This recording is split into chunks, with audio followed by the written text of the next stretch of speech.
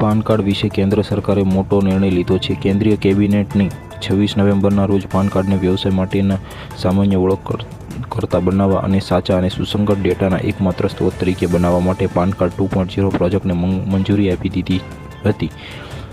PAN card 2.0 project હેઠળ હવે QR કોડવાળા PAN card issue કરવામાં આવશે। આ પ્રોજેક્ટ પાછળ સરકાર કરોડો રૂપિયાનો ખર્ચ કરશે। પાન કાર્ડ 2.0 પ્રોજેક્ટ અમલમાં આવતા જૂના પાન કાર્ડ નકામા થઈ જશે। QR કોડવાળા પાન કાર્ડ કેવી રીતે મળશે, કેટલો ચાર્જ લાગશે, આ પ્રશ્નોના જવાબ તમને અહીં વિડીયોમાં આગળ જોવા મળશે। પાન કાર્ડ 2.0 પ્રોજેક્ટ શું છે? કેન્દ્રીય મંત્રી દ્વારા આવકવેરા વિભાગના પાન 2.0 પ્રોજેક્ટને મંજૂરી આપવામાં આવી છે। કેન્દ્ર સરકારના અગ્રણી ડિજિટલ ઇન્ડિયાને અનુરૂપ નાગરિકોને ટૂંક સમયમાં QR કોડ ફીચર ધરાવતા નવા પાન કાર્ડ આપવામાં આવશે। પાન 2.0 પ્રોજેક્ટ પાછળ કેટલો ખર્ચ થશે? પાન 2.0 પ્રોજેક્ટ પાછળ કેન્દ્ર સરકાર 1435 કરોડ રૂપિયા ખર્ચ કરવાની છે। કેન્દ્રીય સૂચના અને પ્રસારણ મંત્રી અશ્વિની વૈષ્ણવે જણાવ્યું હતું કે પાન કાર્ડ આપણા જીવનનો મહત્વપૂર્ણ દસ્તાવેજ છે। મધ્યમ વર્ગ, નાના વેપારીઓ તમામ માટે તે મહત્વપૂર્ણ છે। પાન 2.0 પ્રોજેક્ટ અંતર્ગત સિસ્ટમને સંપૂર્ણપણે અપગ્રેડ કરીને QR કોડ ફીચરવાળા નવા પાન કાર્ડ જારી કરવામાં આવશે। શું જૂનું પાન કાર્ડ અમાન્ય થઈ જશે?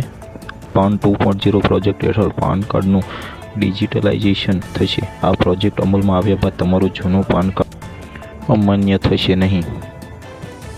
શું પાન કાર્ડ નંબર બદલાઈ જશે?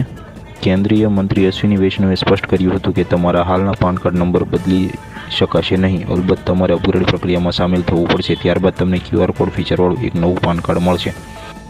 નવા પાન કાર્ડમાં ચાર્જ ચૂકવવો પડશે? કેન્દ્રીય મંત્રી અશ્વિની વૈષ્ણવે સ્પષ્ટતા કરી હતી કે પાન કાર્ડ અપગ્રેડેશન નિઃશુલ્ક રહેશે અને તમને ડિલિવર કરવામાં આવશે। સરળ શબ્દોમાં કહીએ તો પાન 2.0 પ્રોજેક્ટ હેઠળ નવા પાન કાર્ડ માટે કોઈ ચાર્જ આપવો પડશે નહીં। ભારતમાં હાલ 78 કરોડ પાન ધારકો છે। તે બધાને પોતાના પાન કાર્ડ અપગ્રેડ કરવા પડશે। વર્તમાન પાન ધારકો માટે પાન નંબર એ જ રહેશે, માત્ર પાન કાર્ડ અપગ્રેડ કરવાની જરૂર પડશે।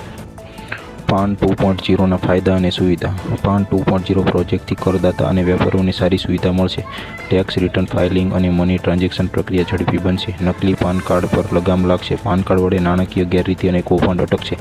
તમામ સરકારી સેવા માટે સિંગલ આઈડી બની જશે। ભવિષ્યમાં તમારું પાન કાર્ડ તમામ પ્રકારની નાણાકીય સેવાઓ માટે યુનિવર્સલ આઈડી તરીકે કામ કરશે।